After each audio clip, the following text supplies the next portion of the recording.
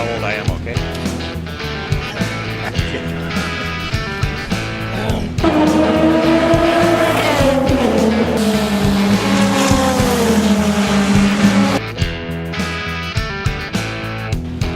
Check this out.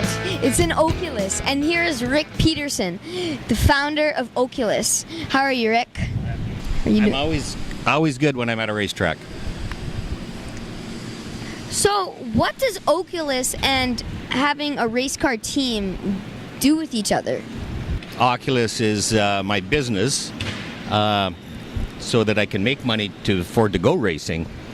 So Oculus is back in Alberta in British Columbia, and it's a trucking company, and we haul large loads of crude oil and pressured gases, and then we have large storage yards with pipe and fluids in the storage yards.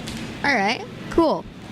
So, in a truck that you use for the transportation, that's the same kind of technology as these cars, right? In a lot of ways, yes, it is. They're, everything's mechanical. The trucks have a lot more technology in them nowadays. Satellites and electronic tracking, all that kind of stuff. Most of our trucks at home, like these trucks you see, they just have 2 drive axles. They are Oculus trucks, but most of our trucks at home have 3 drive axles, so they're a lot heavier duty than these trucks. Cool. Now, I really wanted to know, how did the thing come along of Sam Schmidt and you working together? Well, I used to race Formula Atlantic cars when I was younger, and I always, when I left racing there to go try and make some more money, I always wanted to come back and own an IndyCar team. And I met Sam back in 2012 in Indianapolis, and he had just started in IndyCars. He had a 1-car team. He wanted to go to a 2-car team, so he was interested in a partner. So we talked about it for about 4 or 5 months and became partners, and we've been partners. This is our 5th year together. 5th year? So what is the different safety standards in a truck when you're driving? And then what's the ones in the car? Well, they're quite a bit different. We don't encourage our truck drivers to go as fast as they can. But they both take a lot of training to be able to do what they do. So with the trucks, safety is a big thing because they're a big thing on the road. So our drivers are very well trained. They have limited amount of hours that they can work in a row before they have to rest. Whereas the race car driver, obviously he goes as fast as he can. Tries not to wreck stuff, but sometimes it does happen. So the drivers are quite different. I don't think James would ever be a truck driver. So you wouldn't hire James to drive your truck, but you let him drive your $1 million car. That's actually James did. We did let him drive one of our trucks, just for the fun, but we made sure there was somebody with him. And you're right, I would not hire James to drive our trucks. Okay.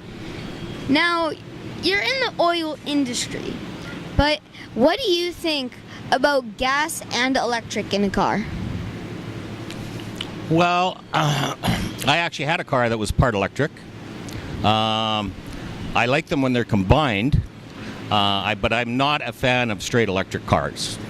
So I agree with you because I have a car company and I'm building a hybrid right now, and I don't think electric vehicles, if you're going on a long trip, you'll be able to go all the way. Right, and I guess in a way, electric cars are going to help parts of the oil industry too, because they're going to put demand on the power systems, which is going to, so we're going to have more power. And a lot of power is generated from natural gas. So that's partly what we do too. So what kind of electric car hybrid are you building? What we're wanting to do is we are going to build a plug-in hybrid where it's a 2-seater sports car with a basic platform frame that can take a Honda engine. And we're going to supercharge and modify it so it drives cleanly on the roads.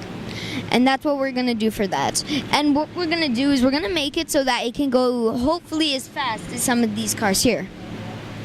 Well, I'll have to talk to our James and see if he can't maybe test drive it for you once you get it going.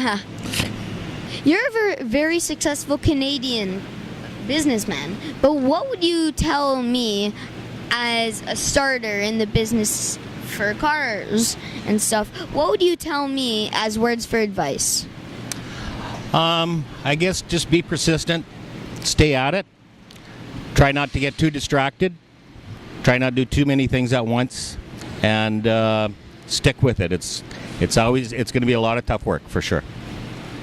All right. Now, over all of the years of being a businessman, how long did it really take you to really get going and start moving along really quickly? Not all that long, actually. I started in business when I was quite young, too. I was not as young as you, but I was 18 when I started my first business. And by the time I was 20, it was moving along pretty good. Well, it has been an honor to meet a successful Canadian businessman like you, and I wish you the best success in the race on Sunday. Thank you very much. Nice to meet you. Thank you, and best of luck to you too in your venture, and stick with it.